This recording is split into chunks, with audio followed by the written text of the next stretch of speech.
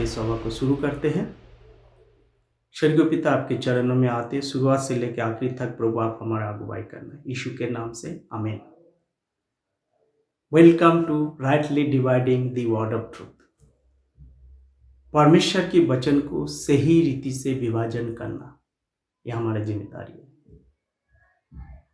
आप सबको स्वागत है मेरे प्रिय भाई बहनों।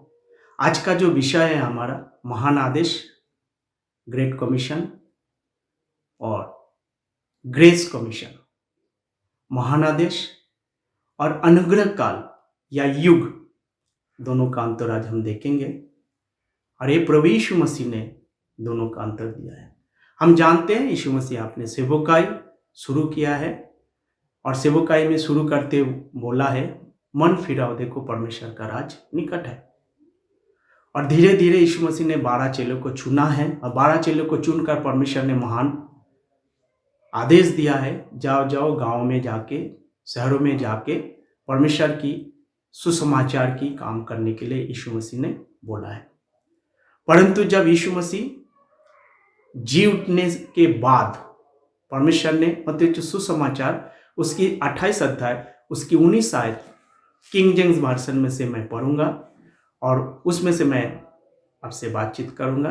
सबसे पहले किंग जेम्स वर्जन मतलब सुसमाचार 28 अध्याय उसकी 19 आयत किंग जेम्स वर्जन में से मैं क्यों पढ़ना चाहता हूं, क्योंकि जितना भी मॉडर्न बाइबल है उनमें से बहुत सारे जो है चीज़ें को बदल दिया गया है। इसीलिए मैं प्रेफर करता हूँ कि किंग जेम्स वर्जन में से मैं पढ़ूंगा।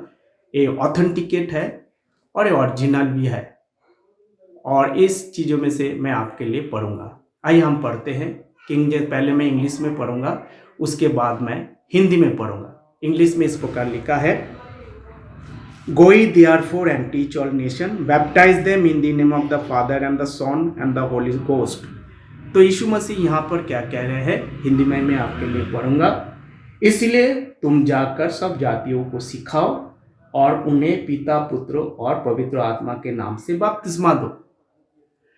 यहाँ पर यीशु मसीह ने बोला है जाके सिखाने के लिए, पर बहुत सारे ऐसे बाइबल में जहाँ पर लिखा हुआ है गो ये देयरफॉर मेक डिसाइपल, सिखाने से मेक डिसाइपल बताया गया है। तो इसीलिए मैंने किंग जेम्स वर्जन और इंग्लिश में से मैंने आपको पढ़ के बताया। करना क्या है, वो जाके यीशु मसीह ने 12 चेले को जो आदेश दिया है उनमें से एक चेले अभी नहीं रहा, 11 चेले हैं और उसका 20 आयत को इंग्लिश में मैं पढ़ूंगा। Teach them to observe all thing whatsoever I have command you and lo I am with you always even unto end of this world. यीशु मसीह ने कहा उनको सिखाओ जो मैंने तुम्हें सिखाया है। ये परमेश्वर की आदेश है और इस आदेश को पालन करना ही चेले लोगों के लिए एक बहुत बड़ा चुनौती है। अगर कोई भी परमेश्वर के आदेश को पूरा नहीं करते तो मान लीजिए बहुत बड़ा ये मुश्किल की बात है। तो इस आदेश परमेश्वर ने दिया है। 20 आयत में इंग्लिश हिंदी में आपके लिए पढ़ूंगा। और सब बातों जो मैंने तुम्हें आज्ञा दी है मानना सिखाओ और देखो मैं जगत के अंत तक सदा तुम्हारे साथ रहूंगा। तो यीशु मसीह ने यहाँ पर इस बात को क्या बताया, जो बातें मैंने तुम्हें आज्ञा दी है उनको मानना सिखाने के लिए बोलो। मानना जरूरी है। पर ये जो आदेश परमेश्वर ने दिया है, परमेश्वर ने आदेश को मार्कुस रचित सुसमाचार, लूका रचित सुसमाचार, हम तीनों पुस्तक को मार्कुस, लूका या मत्ती, ये तीनों को हम इकट्ठा देख सकते हैं क्योंकि इन तीनों पुस्तक को सिनॉप्टिक गॉस्पेल कहते हैं, यानी सुसमाचार की पुस्तक। खास करके 3 पुस्तक जो है परमेश्वर की सुसमाचार है, प्रभु यीशु मसीह का सुसमाचार है जो यीशु मसीह ने सेवकाई शुरू की थी।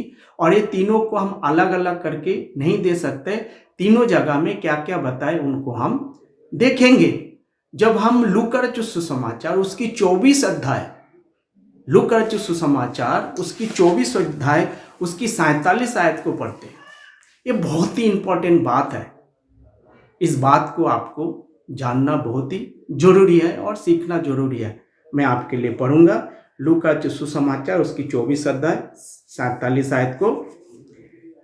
And the repentance and the remission of sin should be preached in the name among all nation beginning at Jerusalem. यीशु मसीह ने आज्ञा दी कि ये सुसमाचार की काम जो है कहाँ से शुरू करने के लिए बोला था, ये यीशु मसीह ने जेरूशलेम से शुरू करने के लिए बोला था। आप मुझे बताइए, हम में से कितने लोग इस परमेश्वर की आज्ञा को पालन करते हैं? कितने लोग ये आज्ञाओं को मानते हैं और हम अपने सुसमाचार की काम जेरूशलेम में शुरू करते हैं? क्योंकि परमेश्वर की आज्ञा है। कोई भी आज्ञा अगर हम परमेश्वर को तोड़ते हैं, वो दंड के भागी हम हो सकते हैं, क्योंकि परमेश्वर ने आज्ञा दिया है कि जेरूशलेम से शुरू करना। मेरे पास तो इतना पैसा नहीं है मैं जेरूशलेम जाके प्रभु की सुसमाचार शुरू करूं, परंतु ऑडियंस कौन है? परमेश्वर किसको बता रहे हैं?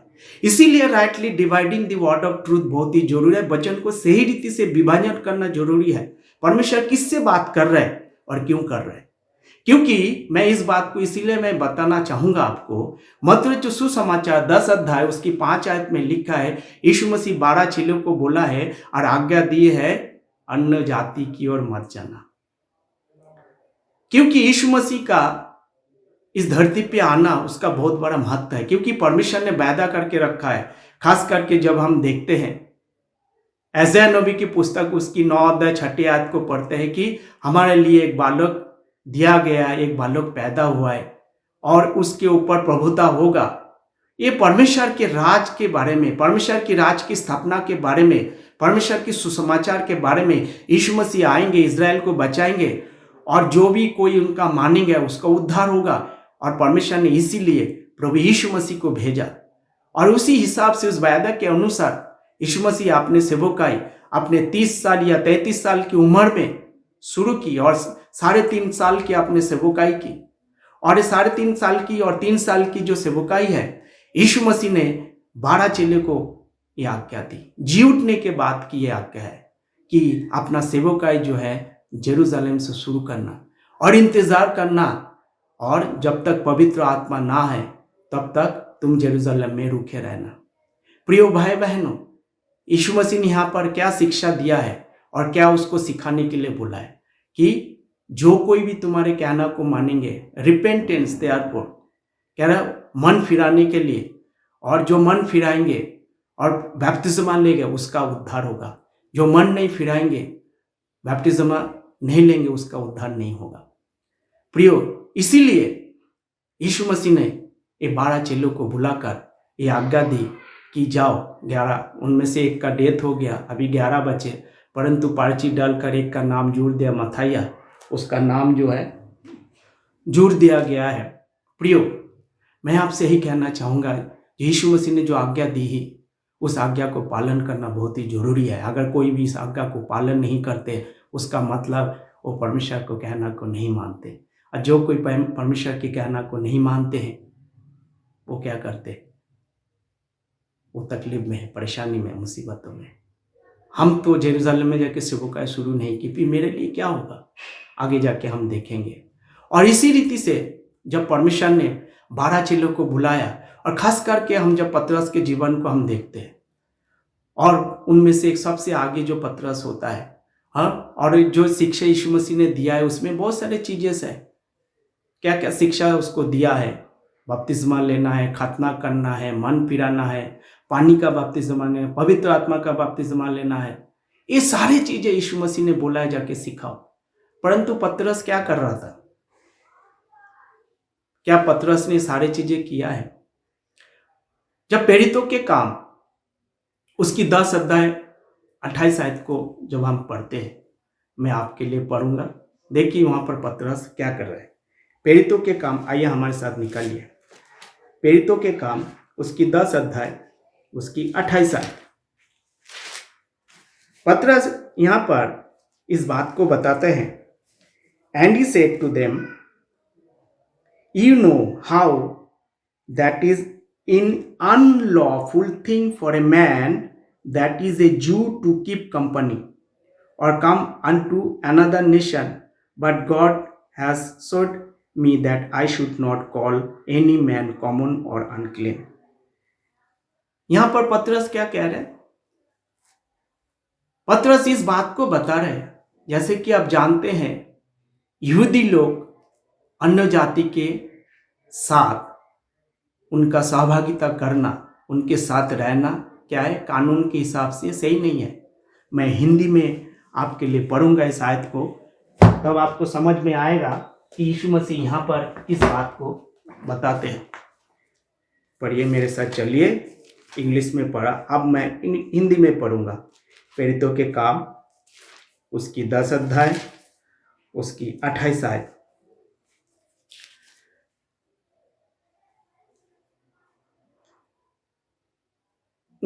उनसे कहा, तुम जानते हो कि अन्य जाति की संगति करना या उसके वहां जाना यहूदियों के लिए अधर्म है। अन्य जाति के साथ संगति करना, उसके वहां जाना यहूदियों के लिए अधर्म है। अगर ये इतना इंपॉर्टेंट होता, ग्रेट कमीशन, महान आदेश परमेश्वर ने सबके लिए बोला था, सब जगह में जाके प्रचार करने के लिए बोला था, क्यों पतरस नहीं गया है? पतरस को जाना चाहिए था, प्रचार करना चाहिए था, परंतु पतरस नहीं गया है, वो अन्य जाति को नहीं गया है। कई बार हम सुनते हैं कि परमेश्वर ने आज्ञा दी कि सबको जाके सुसमाचार सुना, आपको सबको जाके सुसमाचार सुनाना है, परंतु पतरस या परमेश्वर के वचन को समझ नहीं पाया या उसको जाना चाहिए था, नहीं गया। फिर से एक बार प्रेरितों के काम उसकी 11 अध्याय उसकी 19 आयत को पढ़ेंगे। प्रेरितों के काम 11 अध्याय। जो लोग उस क्लेश के मारे जो तिफनुस के कारण पड़ा था, तितर बितर हो गए, ये फिरते फिरते फिनीके और साइप्रस अंताकिया में पहुंचे, परंतु यहूदियों को छोड़ किसी और को वचन ना सुनाते थे। सी, परमेश्वर ने उसको आज्ञा दी, प्रभु के काम, सुसमाचार के काम जाके क्या करना है, पूरे दुनिया में सुनाना है, सबको बताना है। परंतु पतरस क्या कर रहे हैं? यहाँ पर यहूदियों को छोड़कर और किसी को नहीं सुना है। कई लोग बोलते हैं कि जब पवित्र आत्मा आया और कलीसिया शुरू हुआ, ऑफकोर्स पवित्र आत्मा आया, 3000 लोग पतरस के एक प्रचार से प्रभु के पास आ गया है। एक छोटी सी यहूदी मत में जो विश्वास करने वाले, वो कलीसिया बना। यहूदी मत से जो आने वाले, वहां से एक भी अन्य जाति नहीं था। क्या उन दिनों में अन्य जाति का उद्धार नहीं होते थे? होते थे। अलग अलग समय में परमेश्वर ने अलग अलग उपाय करके रखा था। कैसे होता है? आप रूत के बारे में जानते हैं। रूत एक अन्य जाति है, और रूत का उद्धार कैसे हुआ? रूत अपने मुंह से स्वीकार किया, तेरा परमेश्वर मेरा परमेश्वर, तेरा प्रभु मेरा प्रभु, तेरे लोग मेरे लोग। और रूत के जरिए यीशु मसीह इस पृथ्वी में आए हैं। प्रियो, दो परमेश्वर पर्टिकुलर बात जो है चेले लोगों को बताया। यीशु मसीह जब जिंदा था, अपने सेवकाई कर रहा था और पृथ्वी में था, वो सेवकाई यीशु मसीह जिंदा रहते हुए यीशु मसीह ने 12 चेलों को बोला, अन्य जाति की ओर मत जाना। और ये घर कर गया उनके जीवन में, वो अन्य जाति की ओर जा नहीं पा रहा था। यीशु मसीह का सेवकाई लेके जा नहीं पा रहा था, क्योंकि परमेश्वर ने आज्ञा देके रखी थी। परंतु यहां पर परमेश्वर ने स्पेशली पतरस को एक दर्शन दिया है। प्रेरितों के काम 10 अध्याय जब हम पढ़ते हैं, दर्शन क्या था? एक चादर ऊपर से उतर के आया है, और वहां पर ऐसे हर प्रकार की जानवर थे जो यहूदियों के लिए अधर्म है, वो चीजें खाते नहीं है। परंतु परमेश्वर बोल रहे पतरस को, उठ, मार और खा। पतरस क्या कहने लगा? मैंने तो कभी ये खाया नहीं है। परमेश्वर को स्पेशली दर्शन देने की क्या जरूरत है? अन्य जाति के पास जाने के लिए क्या जरूरत है? क्योंकि परमेश्वर कर्नेलियस की परिवार को बचाना चाहते हैं। प्रियो, इसी रीति से परमेश्वर ने पतरस शुरुआत में जो है फर्स्ट टाइम वो अन्य जाति के पास एंट्री कर रहा है, पर हमेशा के लिए नहीं किया उसने। थोड़ा समय के लिए पतरस ने अन्य जाति के लिए एक रास्ता खोल दिया है, और जब प्रचारी कर रहा था पतरस, तब पवित्र आत्मा उनके जीवन में आया। बपतिस्मा लेने से पहले पवित्र आत्मा आ गया। तो प्रेरितों के काम जो पुस्तक है, इस पुस्तक को जब हम पढ़ते हैं, हम देखते हैं शुरुआत से लेकर आखिर तक इस पुस्तक के अंदर बहुत सारे चेंजेस हैं। हर चैप्टर में कहीं ना कहीं चेंजेस है। हम उसको स्टैब्लिश नहीं कर सकते। आज हम एक चैप्टर लेते हो तो दूसरे चैप्टर में कुछ और बताते, तीसरा लेते तो चौथा में कुछ और बताते, पांचवा लेते तो कुछ और बताते। तो ये बहुत सारे चेंजेस, इसको हम बोलते हैं ट्रांजिशन बुक, यानी बदला हुआ जो बुक किताब है, प्रेरितों के काम है, उस पे हम अपना डॉक्ट्रिन फिक्स नहीं कर सकते, पर वहाँ पे कुछ भविष्यवाणी भी है जो पूरा होंगे फ्यूचर में। प्रियो, तो हम देखे हैं यहाँ पर, परंतु पतरस क्या कर रहा था? क्या सचमुच वो प्रभु की कहना को मानकर, महान आदेश को सुनकर वो सुसमाचार जो है पूरे दुनिया में लेके गया? नहीं लेके गया, क्योंकि वो थोड़ा से लिमिट हो गया। और इसका लिमिटेशन को हम देखेंगे गलातियों की पत्री, उसकी दूसरी अध्याय, उसकी 7 और 8 हम पढ़ेंगे आपके लिए। गलातियों के पत्री, उसकी दूसरी अध्याय, उसकी 7 और 8, ध्यान से सुनिएगा। परंतु उसके विपरीत जब उन्होंने देखा कि जैसे खतना किए हुए लोगों के लिए सुसमाचार का काम पतरस को सौंपा गया, ऐसा ही खतना रहितों के लिए मुझे सुसमाचार सुनाना सौंपा गया। क्योंकि जिसने पतरस से खतना किए हुए में प्रेरितों का कार्य बड़े प्रभाव रहित करवाया, उसी ने मुझे से ही अन्य जातियों में प्रभावशाली कार्य करवाया। और जब उन्होंने उस अनुग्रह को जो मुझे मिला था जान लिया, तो याकूब या केफा और यूहन्ना ने, जो कलीसिया के खंबे समझ जाते थे, मुझको बरनबास और संगति का दाहिनी हाथ दिया कि हम अन्य जातियों के पास जाए और खतना, और वे खतना किए हुए पास। आपने देखा पतरस और 11 चेला, 12 चेले को टॉस करके उसने जीत लिया है पर्ची डाल के। वो कहाँ गया? वो खतना किए हुए लोगों के बीच में सेवकाई की। कौन किया? पतरस और 11 चेले खतना किए हुए लोगों के बीच में सेवा किया। और पौलुस और बरनबास वो अन्य जाति के बीच में सेवकाई की। तो सेवकाई दोनों अलग अलग है। पतरस किसकी सेवा की और क्या प्रचार किया? जो यीशु मसीह ने आज्ञा दी, मन फिराओ, बपतिस्मा लो, पवित्र आत्मा दान पाओगे। तो प्रियो, आपने देखे होंगे मन फिराने का मतलब क्या है कि आपने मन पहले कहीं और था, अब दूसरे जगह पे आपने दे दिया है, उस दूसरे जगह से पहले पे आ जाओ। क्योंकि आप अपना मन परमेश्वर से हटाकर और कोई चीजों पे दे दिया, दुनिया के चीजों पे आपने विश्वास करने लगे और प्रभु से आपने छोड़कर और चलने लगे। तो वही शब्दों को लेकर पतरस और 11 चेला, जो यीशु मसीह ने उसको आज्ञा दी, और इस आज्ञा को क्या किया है, जाके वो बताने लगा। परंतु उसका सेवकाई कहाँ तक थी? उसका सेवकाई केवल और केवल कहाँ पर थी? यहूदियों के बीच में था। थोड़ा समय के लिए पतरस जो है अन्य जाति के बीच में गया, परंतु उसका लिमिटेशन यहूदियों के बीच में था। रोमियो की पत्री जब 15 अध्याय उसकी 8 आयत को पढ़ेंगे, मैं इंग्लिश में पढ़ूंगा, उसके बाद मैं हिंदी में पढ़ूंगा। रोमियो की पत्री उसकी 15 अध्याय, ध्यान से सुनना, क्योंकि ये बहुत ही इंपॉर्टेंट आपके लिए है और बहुत ही जरूरी है। 15 अध्याय उसकी 8 आयत। Now I say that Jesus Christ was a minister of circumcision for the truth of God, to confirm the promise made unto the fathers. यीशु मसीह खतना किए हुए लोगों का क्या बना है? फिर से मैं पढ़ता हूं, सुनिए।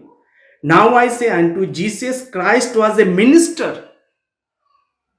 for the circumcision. जब यीशु मसीह अपने इस पृथ्वी में अपने सेवकाई शुरू की, खतना किए हुए लोगों का क्या बना? सेवक बना। खतना किए हुए लोगों का सेवक बना। प्रियो, आप समझ पा रहे हैं? और पौलुस अन्य जातियों के लिए सेवक बना, इसीलिए क्योंकि यीशु मसीह, परमेश्वर ने यीशु मसीह को भेजा ही है यहूदियों को बचाने के लिए। और यीशु मसीह आया और कहने लगे, मैं खतना किए हुए लोगों को पास आया, उनको छुड़ाने के लिए आया। जब मत्ती जो सुसमाचार 15 हम पढ़ते हैं, वहां कहते हैं मैं और किसी के लिए नहीं भेजा। 21 से लेकर जब हम पढ़ते, इजराइल के घराने के खोए हुए लोगों के लिए आया, उनको बचाने के लिए यीशु मसीह आया। इजराइल के खोए हुए घराने के लोगों को बचाने के लिए आया। Jesus was the minister of the circumcision, Paul minister of gentile. तो यहां तक आपने देखा। आगे हम क्या देखेंगे? अब हम दूसरे पॉइंट पे आता है। अभी तक हमने देखा है कि परमेश्वर ने 11 चेले और मत्थाई को जो सेवकाई दी, वो है उनका लिमिटेशन था। और लिमिटेशन कहाँ है? जबकि परमेश्वर ने बोला है सब जगत में जाके प्रचार करो। किसको प्रचार करने के लिए बोला परमेश्वर ने? सचमुच अन्य जातियों को? अगर सचमुच अन्य जातियों को परमेश्वर ने बोला होता तो परमेश्वर क्यों बोल रहे हैं अन्य जातियों को मत जाना? कई बार हम जानते हैं, हम याकूब की पुस्तक को पढ़ते हैं, बुक ऑफ जेम्स, बहुत सारे लोग सवाल करते हैं कर्म के बिना तुम्हारा उद्धार नहीं है। बात सही है, कर्म के बिना उद्धार नहीं है, मैं आपके साथ सहमत हूं। परंतु उसको पढ़ने से पहले पहली अध्याय पहली आयत को पढ़ लीजिएगा। वहां पर क्या कहते हैं? यीशु मसीह याकूब वहां पर कुछ ईमेल लिख रहा है। किसको लिख रहा है? ये पत्रों किसको लिख रहे हैं? 12 टाइप ऑफ इजराइल, जो तीतर बीतर होके रखा हुआ है। ये ईमेल उसको लिखा है। क्या उनमें से हम सीख सकते हैं? सीख सकते हैं। प्रैक्टिकल बात सीख सकते हैं? सीख सकते हैं। प्रिय भाई बहन, तो उसको लेकर कर्म जरूरी है यहूदियों के लिए। विश्वास करना, अनुग्रह को प्राप्त करना, कर्म करना, तब जाके यहूदियों को उद्धार मिलते हैं। परंतु हम अन्य जाति को कैसे उद्धार मिलते हैं? और क्यों यीशु मसीह ने बोला है जगत में जाके सुसमाचार की काम करो? एक आयत हम पढ़ेंगे आपके लिए, हम निकालेंगे, अब भी मेरे साथ निकाल सकते हैं। एस्तर की पुस्तक, उसकी 8 अध्याय, ध्यान से सुनना, उसकी 17 आयत को पढ़ेंगे। और जिस जिस प्रांत और जिस जिस नगर में जहां कहां राजा की आज्ञा और नियम पहुंचे, वहां वहां यहूदियों को आनंद और हर्ष हुआ और उन्होंने भोज करके उस दिन को खुशी का दिन माना। और उस देश के लोग में से बहुत लोग यहूदी बन गए, क्योंकि उनके मन में यहूदियों का डर समा गया था। प्रियो, अब देखा उन दिनों में क्या हुआ था? बहुत सारे अन्य जाति लोग यहूदी बन गए थे। तो ऐसे लोग जो तीतर भीतर पूरे दुनिया में पड़े हुए हैं, उनको बचाने के लिए प्रभु यीशु मसीह आए। इजराइल के खोए हुए भेड़ों को छोड़कर और किसी के पास भेजा नहीं गया, ये यीशु मसीह कहना है। अब हम आते हैं ग्रेस कमीशन क्या है। जब हम दूसरा कोरिन्थियों की पुस्तक उसकी 5 अध्याय उसकी 18 से 21 आयत तक जब हम पढ़ते हैं, वहां पर यीशु मसीह ने एक सेवकाई दी है। क्या सेवकाई दिया है? वो से रिकॉन्सिलेशन, रेस्टोरेशन, हम लोगों को मेल मिलाप की सेवकाई दी है। मेरे पास अभी इतना टाइम नहीं है पढ़ने के लिए, आप पढ़ सकते हैं। मेल मिलाप की, वी आर द मिनिस्टर, हमें मिनिस्टर करके परमेश्वर ने दिया, एक सेवकाई दी। क्या हमें सुसमाचार का काम नहीं करना? हमें भी सौंपा है सुसमाचार की काम को, हमारे हाथ में भी सौंपा है। मेल मिलाप की, लोगों को प्रभु के पास लेके आना है ताकि उसका उद्धार हो जाए, ताकि वो परमेश्वर को जाने जो प्रभु को नहीं जानते। परमेश्वर ने हमें राजदूत करके चुन लिया है। हम भी परमेश्वर के सेवक बन गए। जब हम परमेश्वर के सेवक बन गया है, अभी राजदूत का काम आप सबको पता है, राजदूत कैसे काम करते हैं। एक देश का जो संवाद दूसरे देश को पहुंचाते हैं और आपस के अंदर वो क्या करते हैं, एक शांति की स्थापना करते हैं और वो शांति की बातें करते हैं। सो इसी रीति से परमेश्वर ने हमें सेवकाई दी, अनुग्रह की सेवकाई, ग्रेस कमीशन पौलुस के जरिए परमेश्वर ने हमें पहुंचाया। देने वाला कौन है? परमेश्वर प्रभु यीशु मसीह है। प्रभु यीशु मसीह यहूदियों को 12 चेलों को कुछ काम दिया है और वही स्वयं प्रभु यीशु मसीह पौलुस को काम कुछ और दिया है।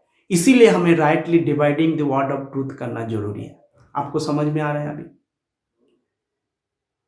उन लोगों को आज के दिन में जो हमें सेवकाई दिया है, मेल मिलाप की सेवकाई, उन लोगों को प्रभु के पास आना, क्योंकि प्रभु यीशु मसीह लहू बहाकर हमें बचा लिया है।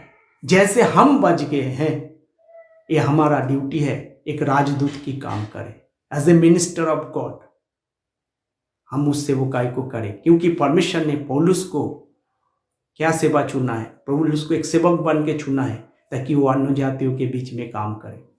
अगर मान लीजिए एक उदाहरण मैं दूंगा, अगर आपको कोई ट्रांसपोर्ट मिनिस्टर से आपको कुछ काम कराना है, क्या आप फाइनेंस मिनिस्टर से काम कराएंगे? नहीं ना, आप नहीं करेंगे, क्योंकि आपको ट्रांसपोर्ट मिनिस्टर के पास ही जाना पड़ेगा। तभी आप चले जाते हैं ट्रांसपोर्ट फाइनेंस मिनिस्टर के पास, पर उन्होंने क्या करेंगे? आपको फिर से वहीं भेजेंगे। तो इसी रीति से प्रभु यीशु मसीह जो है उनको बचाने के लिए, यहूदियों को बचाने के लिए आया था, पर उन्होंने नहीं सुना, परमेश्वर को कहना को नहीं माना। तब परमेश्वर ने पौलुस को चुना और पौलुस को एक सेवकाई दी और उसने बोला है तुम जाके क्या करो? अन्य जातियों के बीच में सेवा करो। प्रियो, ये मैं समाप्त करना चाहूँगा और इस बात को पवित्र आत्मा हम सबको आशीष दे। प्रभु यीशु मसीह लहू बहाकर हम सबको बचा लिया। पहला कुरिन्थियों उसकी 15 अध्याय 1 से 4, यीशु मसीह मारा गया, गाड़ा गया, तीसरे दिन जी उठा। ये सुसमाचार हमें लोगों तक पहुंचाना है। जो विश्वास करेगा परमेश्वर उसको उद्धार देगा। धन्यवाद सबको। प्रभु आप सबको आशीष दे। जय मसीह की। God bless you all. Thank you.